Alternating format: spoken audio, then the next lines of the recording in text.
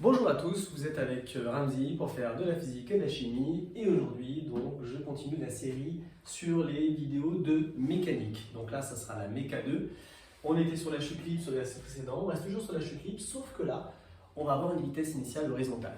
Donc j'ai pris un exo très intéressant encore. Vous avez un couple, le monsieur et la dame là, qui sont sur un promontoire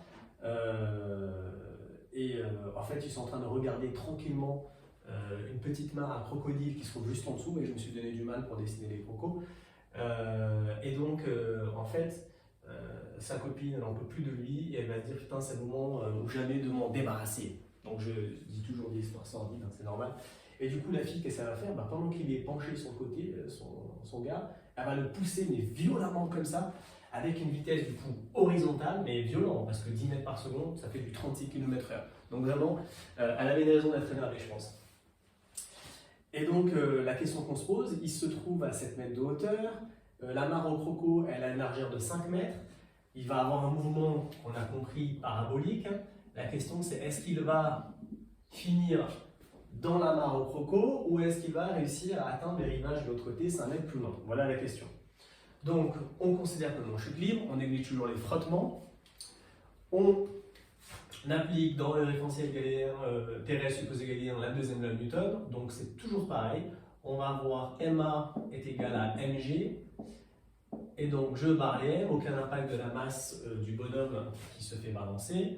Donc on a directement A est égal à G. Maintenant, quand je passe en coordonnées, comme c'est un mouvement dans un plan, j'ai mis un repère XY centré au pied du promontoire. Là.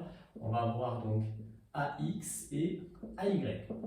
Alors, on a A égale G, le vecteur G c'est toujours le vecteur gravitation, comme ça, champ de pesanteur. Donc il est vertical et donc que selon l'axe AY. C'est pour ça que pour AY, je vais mettre moins G, mais pour AX, j'ai rien du tout. Ensuite, on va primitiver comme notre habitude.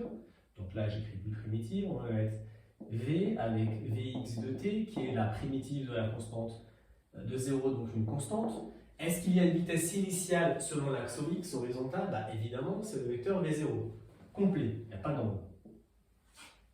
Pour la composante Vy de t, je primitive moins g, donc moins gt plus une autre constante. Est-ce qu'il y a une vitesse initiale verticale? Non, il n'y en a pas, donc ce Vy0 vaut 0. Donc on est seulement à moins gt. Maintenant, je vais déterminer la position de la trajectoire. Donc je primitive à nouveau, vecteur position, OM, x de t. Donc ça va faire V0 t plus une constante C3. La constante C3, c'est x à l'instant 0. À l'instant 0, moins x, c'est l'abscisse, c'est 0. Hop.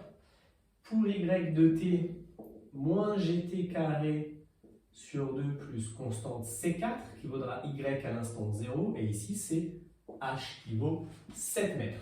Voilà. Donc on a trouvé les équations horaires de la vitesse et de la trajectoire. Maintenant, pour savoir s'il va survivre, il faut déterminer quel va être le x au moment où il touche le sol.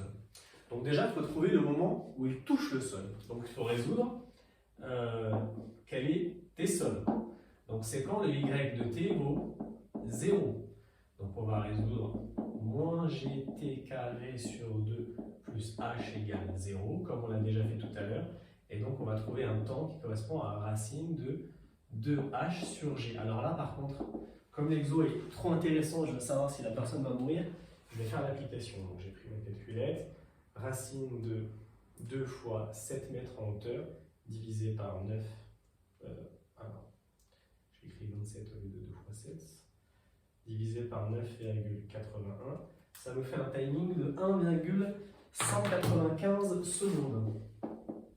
Donc la chute est assez rapide, hein. 1 seconde 2.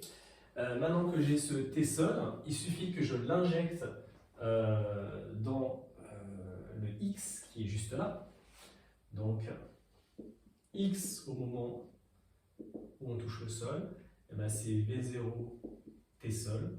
Et donc ça va être les 10 mètres par seconde fois 1,195 égale 11,95 mètres. Donc vous l'avez compris, le bonhomme, il va toucher le sol finalement bien plus loin, à 10, donc à 11,95 mètres. Donc du coup, eh ben, c'est pas dans les crocos.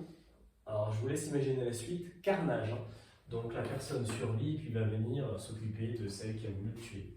Voilà, c'est tout pour cette deuxième vidéo. La troisième, ça sera avec un mouvement avec un angle, vous savez, alpha, avec projection sur les axes.